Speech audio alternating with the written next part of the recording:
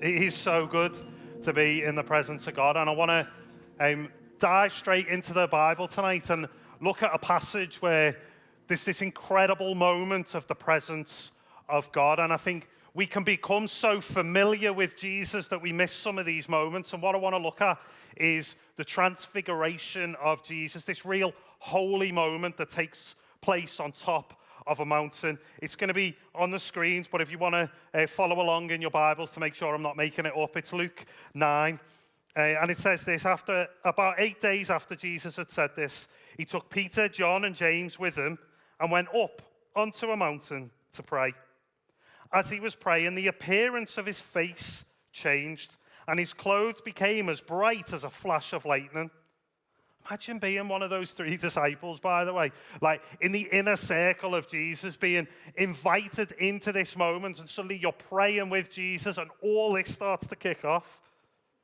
2 men, Moses and Elijah, appeared in glorious splendor, talking with Jesus. Like, if you were Peter, James, and John, you'd be like, hang on a minute, is that fella Moses? Like, later on, at some point in the next 24 hours, the next president is going to be announced. Wouldn't you love to be in the room when they find out? Wouldn't you love to be in the room when they have the briefing? Wouldn't you? I watch a lot of football, and the moment where they all go into the changing rooms, like, I want to know what happens at halftime. I want to see beyond the thing that I'm allowed to see. And yet, Peter, James, and John are invited into this holy moment, and they're looking, and suddenly these 2 legends of the faith turn up on the mountain, and they spoke about his departure, which he was about to bring to fulfillment in Jerusalem. Peter and his companions were very sleepy, but when they became fully awake, imagine being dozy in that moment, they saw his glory and the 2 men standing with him. As the men were leaving Jesus, Peter said to him, "Master, it is good for us to be here. Let us put up 3 shelters, one for you, one for Moses, and one for Elijah." Now, you can tell that this is the gospel that wasn't written by Peter, because it's Luke writing it, because then he says in brackets, he did not know what he was saying. I love that little bit of shade from one of the gospel writers there going, Peter, he was being excited, but he didn't really know what he was talking about in that moment. While he was speaking, a cloud appeared and covered them, and they were afraid as they entered the cloud, wouldn't you be? A voice came from the cloud saying, "This is my son, whom I have chosen. Listen to him." When the voice had spoken, they found that Jesus was alone. The disciples kept this to themselves and did not tell anyone at that time what they had seen. The next day, when they came down from the mountain, a large crowd met him. A man in the crowd called out, "Teacher, I beg you to look at my son, for he is my only child." And you can read on in your own time what happens next. You see, they're having their own little disciples midweek up a mountain. They're having this own kind of time in the presence of God. They're singing their songs, you know what I mean? And all of a sudden, boom, it kicks off big style, and the presence of God shows up. And Peter loves it. And Peter loves it so much that he wants to stay in that moment, doesn't he? And that's why he says, coming up again on the screen, "Master, it is good for us to be here. Let us put up 3 shelters, one for you, one for Moses, and one for Elijah." He's like, let's stay in this moment. This is great. I am loving these songs, the pads in the background. Like, this is so much better than singing at home. This is so much better than worshiping in my car on the way to work. Let's just stay here and have a holy little huddle, and let's forget the other 9 disciples. They're not very good anyway. Let's keep it us 3 and you, Jesus, because we know we're the best ones. Like, they keep it in this. Peter speaks, and he's like enthusiastic about staying up the mountain. And I'm reading through the Gospels in my own time at the moment, and I'm finding more and more I roll my eyes at the disciples. Like, they are a bit of a gang of divvies. But I actually think we've got to cut them a bit of slack, because they were all aged somewhere between 15 and 25.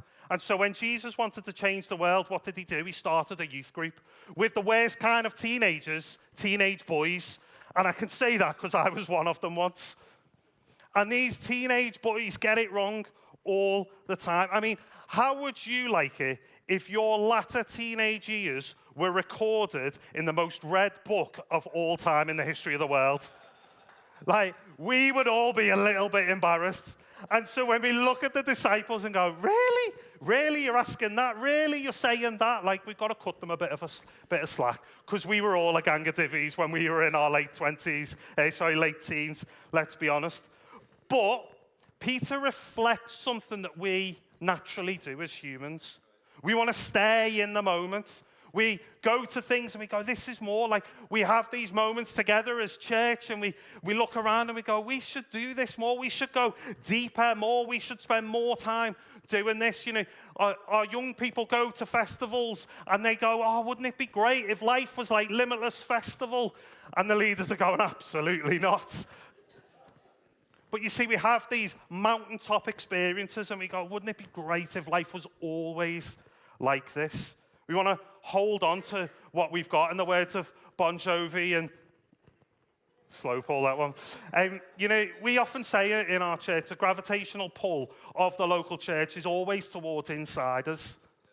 And in this moment, Peter's not thinking about the outside world. He's thinking about this incredible moment in the presence of God that he's had, that he almost wants to keep for himself and go, do you know what, let's just stay in this really deep moment. And it's not wrong.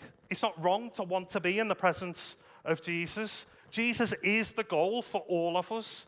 Being in the presence of Jesus is the ultimate thing that we get to do. But it's interesting that Jesus doesn't really respond to Peter. In this moment, Jesus doesn't say, Peter, no, you're talking like an idiot. No, absolutely, we're not going to do that. But he leads by, I almost kind of imagine Jesus in his kindness smiling at Peter and going, you'll get it one day. Like almost that infectious enthusiasm that Peter often has. And I think Jesus smiles at him but says, look, there's something more important for us to do in this moment. You see, God, when he appears and speaks in the cloud, he says, this is my son, whom I have chosen. Listen to him. And Jesus doesn't say anything in that moment, but he sets an example that we can follow, I think. You see, Jesus modeled the mountaintop and the valley. You see, Jesus would use the valley moments to reach people, to think about the people, but then he would always often retreat up to mountaintops, but it would be for the private, personal devotion before his Father. And so Jesus modeled going up the mountain but coming down again, going up the mountain and coming down again. And I think it's something that we can learn from, because I think, as the title of tonight states, you know, why staying on the mountain isn't an option. I don't think that we have an option to stay on the mountain. We can't just stay in our moments of Lifecentral Midweek singing All Hail King Jesus and loving being in the presence of God, although that is good. We can't afford to do that. You see, the presence of Jesus is really, really good. But we're called to go up the mountaintop so that we're equipped to be in the valley. We cannot afford to stay on top of the mountain, especially when it comes to Christmas time. Christmas time is our greatest opportunity that we have year in, year out. We cannot afford to stay on top of the mountain. And here is why. See if you can spot a little theme in this video. So I found out about Jesus through my mate Joe, who was a member here at Lifecentral Church. He introduced me to Lifecentral Church, where I got to meet some amazing people in my friendship group. I met Harvey. It just was one step of this journey that I'm taking with Jesus. Jane was someone that I knew through work. We had a casual chat over a cup of tea one day, and she said to me, why don't you come to Lifecentral? I went, well, that can't be a proper church because it hasn't got a saint's name in it, has it? So the first day I came to church, I met a lady called Wendy, and she encouraged me to sign up to the Alpha course as well. And Alpha really helped me just get that sort of basic understanding about Christianity. I met Josh, who comes to Lifecentral, who used to be a pupil of mine. I used to teach him. I said, oh, do you go to church? Because I was interested. And he said, yeah, I'll go to Lifecentral in Alzo. So he picked me up on the Sunday morning, and I came and I absolutely fell in love with the place. Fast forward to 2021, when me and my wife were invited to a Lifecentral Christmas production. And with the support of Andy Shepherd, I started my journey. One of the days, one of the people said, why don't you come on an Alpha course if you're curious and you want to find out more about Christianity and life? I said, OK then. My fiancé was on his journey to finding Jesus. I wouldn't really get it or join in. And then he asked me to come to church with him. It actually only took one service. There was a deep feeling that I can't explain. That allowed me the opportunity to come to the Christmas concert that my neighbour had invited me to. It was like I was the only person in the church at that time. I was there on my own. It was a very, very surreal moment. I decided I wanted to follow Jesus when I reconnected with Angela, and she told me all about Lifecentral Church and how amazing it was. This one time, my mate, who's Christian, he was like, do you want to come to church with me? I was like, sure, why not? Because it's not like I've really ever been to church before. And then, I don't know, it was really weird. There was just something that happened, and I was like, oh. Just stumbled across Facebook, noticed there was a Christmas concert or Christmas service going on at this place called Lifecentral. And I thought, come up a couple of times, and I thought, give it a try, and ask me family. And then, as soon as I walked through the doors, I just instantly felt welcome and warm. I didn't ever feel like I needed Jesus, in all honesty. My mum comes to Lifecentral. She was baptised a couple of years ago, and the year she was baptised, she invited me to the Christmas carol service. I didn't want to go, but I said, yeah, I'll be supportive and I'll go. And I absolutely hated it. I felt so uncomfortable, and I felt so out of my depth of place, and they all kind of took it on board and were willing to listen to me.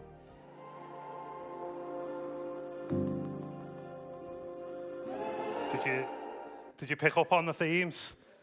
A colleague invited me. My mum said, come to Christmas. My fiancé, my friend, family said, you should do Alpha. Why don't you check out Lifecentral? I saw it on Facebook. There's a theme there, isn't there? You see, we can't afford to stay on the mountaintop, because waiting for us in the valley are people who need to know Jesus, who need to find and follow Jesus. You see, we get the mountaintop experience because we're transformed on the mountaintop, and we're transformed so that we can go down into the valley and invite others to a transformation on a mountaintop. You see, they were all baptism moments, a mountaintop experience where they are displaying the transformation that has taken place. Their clothes don't shine brightly and their face doesn't change, but inwardly everything changes. And some of those were even last Christmas. And this year, I believe they're going to invite people to a transformation that they had less than a year ago themselves.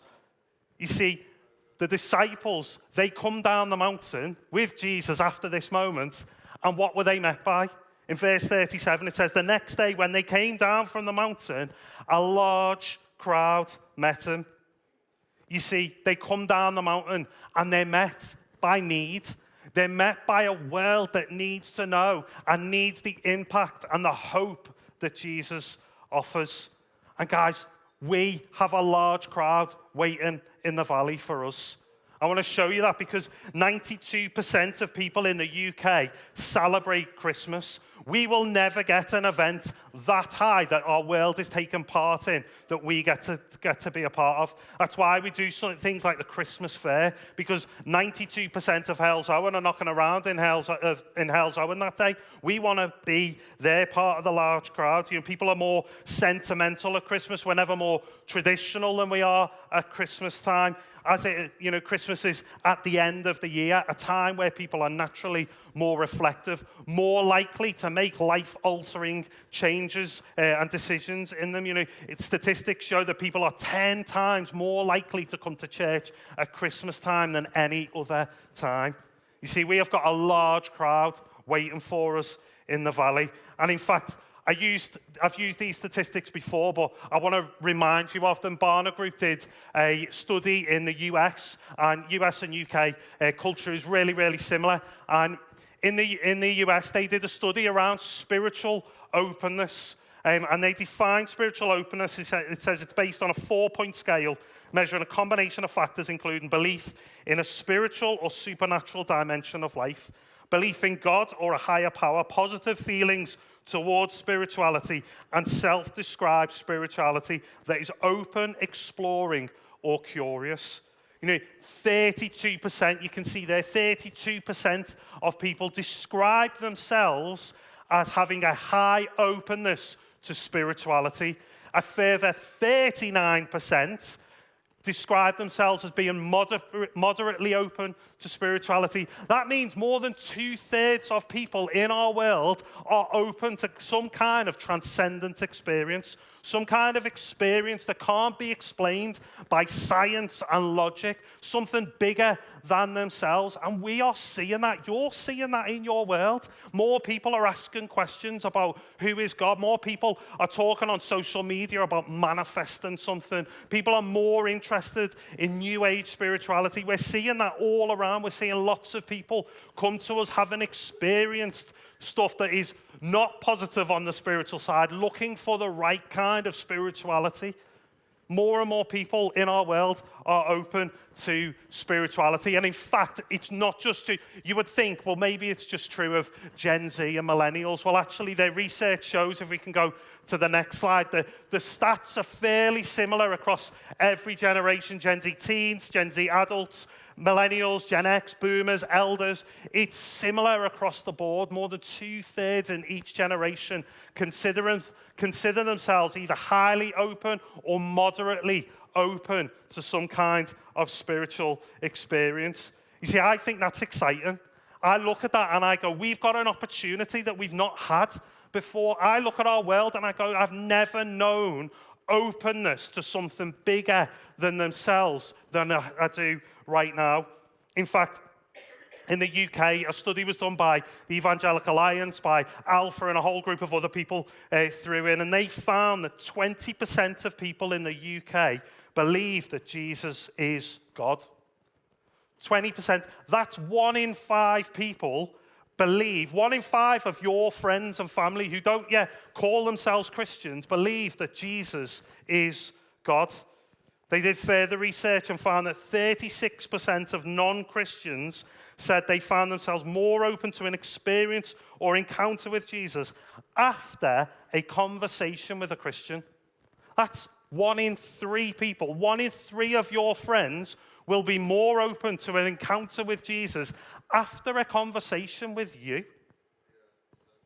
So if we all invited 3 people this Christmas to something, then the odds are, the stats are, that at least one of those 3 will be more open to maybe coming again, to maybe doing alpha, to maybe watching us online, to maybe having a further conversation with you. You see, I think we've got a cultural moment. We've got a seasonal moment with Christmas coming up, but I think our world and our culture is shifting, and I think people are more and more open to what God could do in their life. I think Jesus has never been more attractive to our younger generations. And I don't want to be asleep and miss it. You know, the disciples were asleep in that moment. They nearly missed the moment that Moses and Elijah turned up because they were sleepy. I don't think we can afford to be asleep on top of a mountain, guys. I think we've got to be awake and walk down the valley, having been transformed. But you know, I want to challenge us to do something. To not just think about the crowd. I want to invite you to look for the man in the crowd, to look for the person in the crowd. Because in verse 38, when they meet the crowd, it says, a man in the crowd called out, "Teacher, I beg you, look at my son, for he's my only child." You see, at this church, we talk about stats a lot. We talk about, we baptized more people than we ever did last year, and we're going to baptize more people than we ever have This year, again, we talk about our attendances. We count people in this church, not because we're obsessed with statistics. We count people because people count. And they're part of the crowd. You know, behind every baptism that we've seen, we've baptized over 100 people in the last 2 years. Behind every one of those baptisms is a person and a story and a family and a friend and a colleague. Behind every one of those seats on a Sunday that is filled, behind every one of those likes on a Facebook post, behind every one of those views on an online platform is a person and a story and a man or a woman in the crowd crying out, I need the hope of Jesus. And so I want to encourage you, look around in your world. Yeah, play the numbers game and invite everyone. Lash it in WhatsApp groups, do you know what I mean? Put it on your social media. Say, you know, come, let me know. I'll bring you along. But also look for the man in the crowd. Say to Jesus, would you show me who's the person in the office that you want me to reach out to? Who's the person in my family? You know, we work hard on Christmas. A lot of my role is around strategy and around systems and process. And, you know, for the last couple of weeks, I've been working hard on making sure that we've got all the systems and the processes in place. You know, we're not just jumping on every kind of event and jumping on Christmas fairs and doing more jingle jams. Like, we're thinking about this because we've talked a lot over the last year about having more hooks in the water. More systems that when a man in the crowd calls out and says, I need hope, there's a line in there that will pull them out. And so have a think about, you know, our events. You know, the Christmas fair is deliberately low spiritual content because we're not about, on that day, preaching the gospel from a platform. We're about connecting with people. We're about endearing ourselves to the community. We're about the people in your world who might think the church is an absolute waste of space. They might come and go, it's all right, actually. You know, we do the Jingle Jam event because we want to reach out to families. We want to have the right hooks in the water. We do our Christmas concert and lots of different features within it will be different hooks in the water that we believe will appeal to people. And, you know, we build systems. A guy who's coaching me said this, and it really stuck with me, and I wrote it down. He said, effective systems should lead to an enhanced personal experience. And so what we've tried to do as Lifecentral Church is build an effective system and a framework of the Christmas season that leads to an enhanced personal experience for your friends, for your colleagues and families that don't yet know Jesus. And so I want to encourage you, look for the man in the crowd. We've got a large crowd waiting for us, but look for the man or the woman in the crowd that's saying, I need hope. We've got flyers, we've got the little business cards. Grab as many of them as you can. We don't want any left. You know, we have enough recycling. We don't want to have more in January. Take loads and give them out. Someone who's absolutely brilliant at looking for the person in the crowd is going to join me to help us unpack it a little bit and get some real practical tips on how we do that and how we approach Christmas season. So I wonder if you could put your hands together and welcome Hannah Nugent to the stage.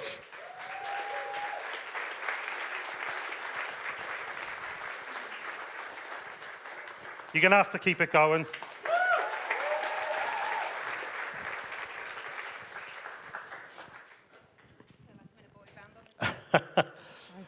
You all right? Yes, how are you? Yeah, I am good. A little bit sweaty up here, Hi, but everyone. it's okay. Hannah, Yes. before we dive into inviting, how did you end up at Lifecentral? So when I had kids, I really wanted to find a church, and I was looking for 3 years to find a church. And then I work in restaurants, and we got a new head chef, and he was one of the most incredible people I've ever met. His passion for his job and just his day-to-day going about things was incredible, and he'd openly talk about his faith. And he invited me to Lifecentral. I didn't come straight away. It took me almost to get to quite a low place in my life. I suffered with a little bit of postnatal depression with my second daughter, and to the point where one Sunday I just said, I'm going to go and find Carl's church. I'm going to go find it, and that's what brought me here, and the rest is history. So you're almost like that person in the crowd Literally. yelling out Yeah. Jesus, I need you. Yeah. Wow. 100%. It took me so long. I couldn't believe, how long it took me to find it. But, it was all part of God's plan. We're more available on Google now. Excellent.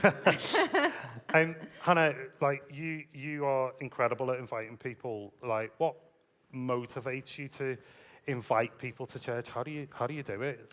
For me, Lifecentral Church and Jesus obviously has enriched my life so much. I'm so thankful for it. So if I can give that gift to someone else, surely that's the best gift you could ever give anyone. So I just want to give it to everyone, really. What better gift can you give? Does that ramp up at Christmas time for you? Absolutely, yeah. So for me, inviting at Christmas is a safe option. I say safe like this because everyone loves Christmas. Like you were saying, people are more sentimental at Christmas. They're a little bit more open. Leon's not going to do a response where everyone has to come to the front. People aren't going to start talking in tongues. It's not going to scare them off. So I think at Christmas time is a great time to do it, especially if you haven't done it before. It's almost the easier option because everyone loves Christmas. And also all the Christmas events now, as a mum of 3, trying to find events, everything's so expensive. So to come here and the tickets are £2-3, something like, it's a real reasonable Christmas event that people can look forward to. So. Brilliant. And a few weeks ago, Hannah, you were down there in the baptism tank, baptising Natalie. Yeah. Tell us that story. Yeah, so I've known Natalie 17 years. She's one of my best friends. She, like she said in her testimony, she would have called herself an atheist. I'd always invite her, but she was very polite in declining and just always said, no, thank you, not my thing, which was fine. And then unfortunately last year, me and her went through a cancer diagnosis. So it took her to get to, again, a very low place in her life. And she just came one Sunday. I don't think I actually invited her near that time, but that seed had been planted and she knew about that I would come every week. So she texted me and said, I'm going to come to church with you this Sunday. And I was like, incredible, thinking she was just coming to support me, really. But she found it very, very emotional. She came back. She started sending me quotes from the Bible. She wrote me a card full of quotes, and I literally thought, oh, she's just doing that because she knows I like it. And then she started sharing her faith at work. She said to me that she thought God had put this person in front of her, and she said she really felt the Spirit prompt her to look after this person. And she said she couldn't believe when she was sharing her faith and everything she was going through, how actually everyone was really positive. She was really nervous the first time she did it. And I've worked where Natalie works, and it's not a particularly inviting place. So for her to do that there was just incredible. The transformation in her overnight, it seems, was just unreal, amazing. And then to get to Dunker was just incredible. So, yeah, amazing. And that's real fruit, isn't it? That the person you invited for so long and talked to, you got to baptise. And like, just hearing you say, like, I've been friends with her for 17 years. Like, I was like, there's people in my world who I've been inviting a long time, and they've never come. And I'm like, can I be bothered to go to the well again? And go, do you want to come to Christmas? But actually hearing that, I'm like, well, yeah, why wouldn't I? Just chuck out another text, throw out another invite. Like, I'm not great at it, and I'll be honest. Like, you seem to have a new person with you every single week who you've dragged along.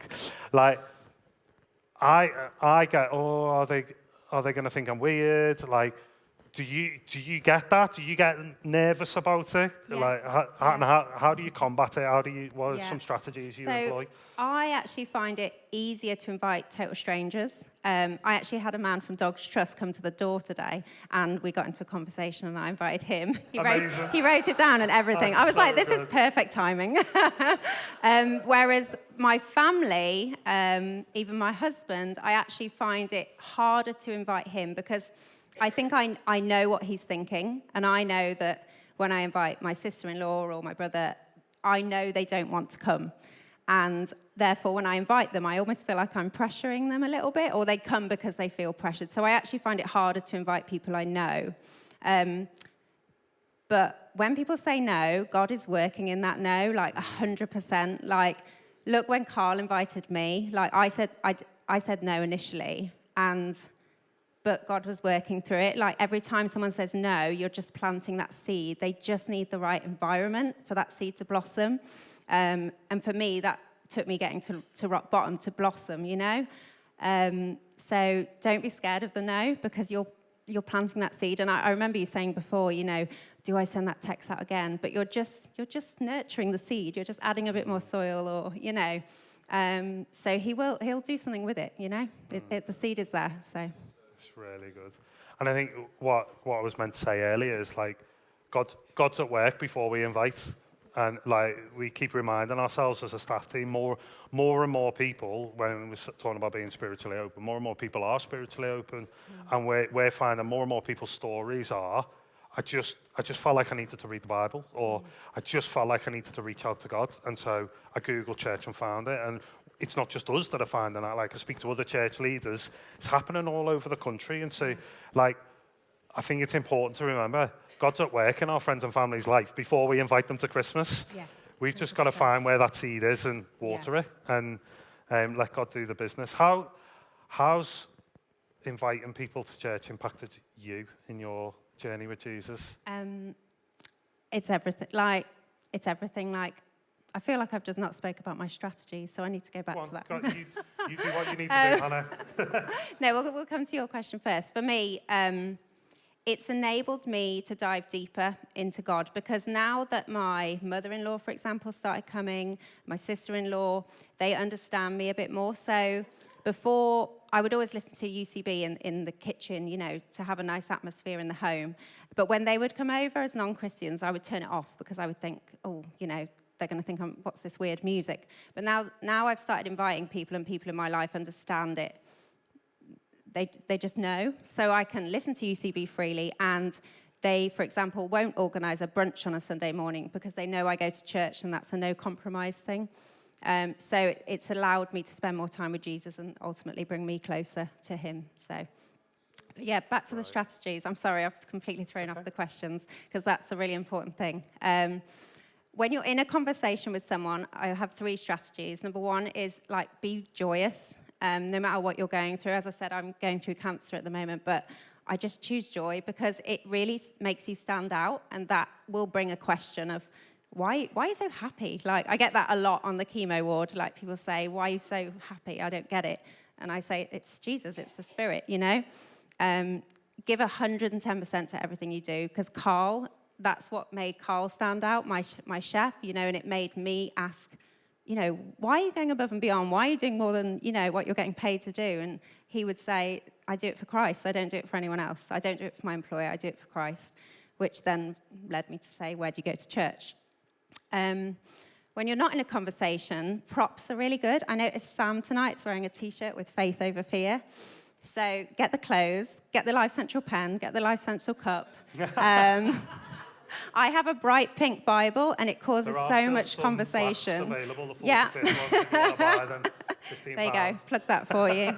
But yeah, my bright pink Bible always causes a lot of conversation in the chemo ward, on the train, and then literally yesterday as well, I was looking over these questions that Andy was going to ask me tonight, and someone saw me writing and actually said, oh, what are you up to, you know, at swimming lessons? And she told me how she was very open to faith.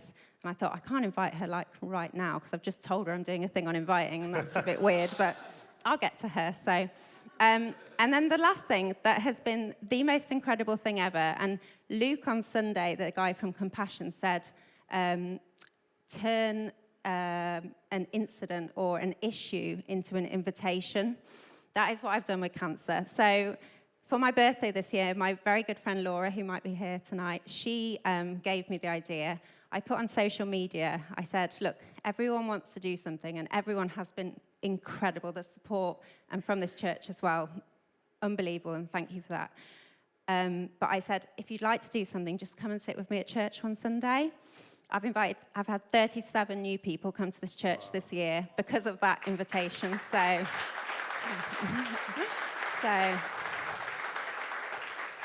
So yeah, cancer really works. So I'd rather not have it, but you know, if I'm going to have it, I'm going to use it. So if you're going through something, and I know everyone has, you know, everything's so different, and it's easy for me to say this, but it's worked for me. So give it a try.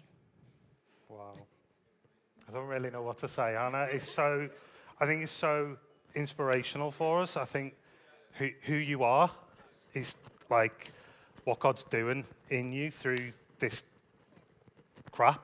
Do you know what I mean? And apologies for that word, but like, and just when Luke said that on Sunday, I immediately thought of you because that's what you're doing. And I think, you know, I could say, well, if you're doing it, there's no excuse for any of us. But like how you're just responding to it and how you're teaching us as a church and teaching us how to invite and how to respond in this is just, it's Christ-like. And so thank you, Hannah. Why don't we put our hands together for Hannah? Thank you so much.